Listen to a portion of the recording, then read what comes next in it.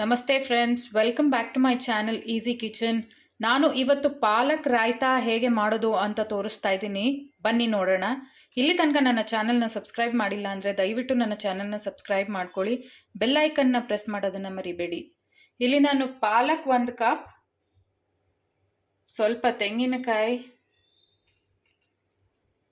ಜೀರಿಗೆ, ಸ್ವಲ್ಪ ಮೆಣಸು, ಖಾರಕ್ಕೆ ಬೇಕಾದಷ್ಟು ಹಸಿಮೆಣಸಿನ್ಕಾಯಿ. ಬನ್ನಿ ನೋಡೋಣ ಹೇಗೆ ಮಾಡೋದು. ಬನ್ನಿ ಫ್ರೆಂಡ್ಸ್, ಇವಾಗ ಹೇಗೆ ಮಾಡೋದು ಅಂತ ನೋಡ್ಕೊಳ್ಳೋಣ. ಒಂದು ಪ್ಯಾನ್ ಬಿಸಿಗೆ ಇಟ್ಕೊಳ್ಳಿ, 1-2 ಸ್ಪೂನ್ ಎಣ್ಣೆ ಹಾಕೊಳ್ಳಿ. ಇದು ಜಾಸ್ತಿ ಎಣ್ಣೆ ಏನು ಬೇಕಾಗಿಲ್ಲ. ಈಗ ಎಣ್ಣೆ ಬಿಸಿ ಆದಮೇಲೆ ಈ ಜೀರಿಗೆ ಮತ್ತು ಮೆಣಸು ಇಟ್ಕೊಂಡಿದ್ವಲ್ವ ಅದನ್ನು ಹಾಕೊಳ್ಳೋಣ. ಸ್ವಲ್ಪ ಫ್ರೈ ಮಾಡ್ಕೊಳ್ಳೋಣ. ಸ್ವಲ್ಪ ಚಿಟಪಟ ಅಂದಮೇಲೆ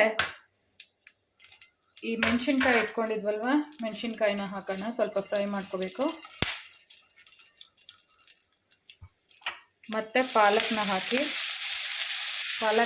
ಸ್ವಲ್ಪ ಫ್ರೈ ಮಾಡಿದ್ರೆ ಸಾಕು. 1-2 ನಿಮಿಷ ಫ್ರೈ ಮಾಡಿದ್ರೆ ಸಾಕು.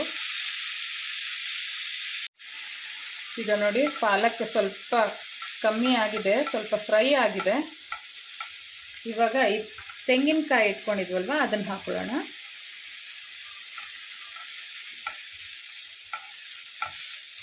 ತೆಂಗಿನಕಾಯಿ ಹಾಕ್ಕೊಂಡು ಫ್ರೈ ಮಾಡಬೇಕು ಸ್ವಲ್ಪ 2 ನಿಮಿಷ.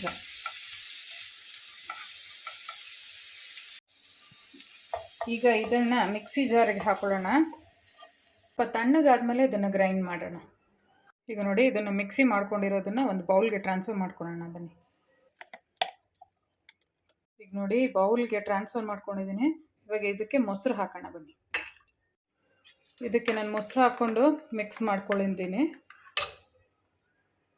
ಈಗ ಇದಕ್ಕೆ ಒಗ್ಗರಣೆ ಕೊಡಬೇಕು. ಈಗ ಒಗ್ಗರಣೆಗೆ ಬಾಣಲೆ ಇಟ್ಕೊಂಡು 1 ಸ್ಪೂನ್ ಎಣ್ಣೆ ಹಾಕ್ಕೊಳ್ಳಿ.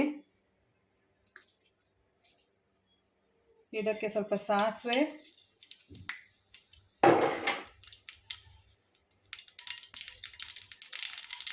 ಚಿಡಿ ಅಂದಮೇಲೆ ಕರಿಬೇವು ಹಾಕಿ ಇವಾಗ ಒಗ್ಗರಣೆ ಹಾಕಿ ಇದು ರೆಡಿಯಾಗಿದೆ. ಸರ್ವ್ ಮಾಡೋಣ. ಬನ್ನಿ.